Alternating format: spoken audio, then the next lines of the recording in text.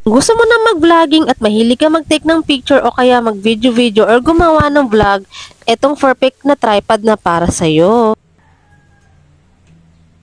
Ito ang itsura niya pag binili mo, meron siyang kasamang bag. O, diba? Ang bongga. Pwede mo na siyang bitbitin dahil tinitiklop nga talaga siya. Makikita mo talaga kung gaano siya ka-premium itong tripod na nabili natin. Ito naman pag inopen mo, meron siyang 3 layer. Abot ito ng 5 feet pag nakabukas na siya lahat. Meron na rin siyang kasamang phone bracket. Ayan mga mi, lalagyan na lang natin. Ito naman pag na-open na yung paa niya, bali may 3 layer siya. So aabot siya ng 5 feet pag nakabukas na lahat. I-closer look natin siya mga mi. Ganito siya ang itsura niya kapag nakatayo na siya. Meron din siyang kasamang phone bracket. Pwede mo rin siyang ilagay pahiga or patayo sa ayon sa gusto mo. Pag nagpa-vlog, pwede mo rin siyang i-tilt at iganyan itingala. O, diba? Ang galing. Rotate pala siya ng 360 degree. Ayan, tingnan nyo na. At natataas nga pala siya hanggang 5 feet siya mga mi. Tingnan nyo naman. O, diba? Kahit ako tuwan-tuwa sa pinaggagawa.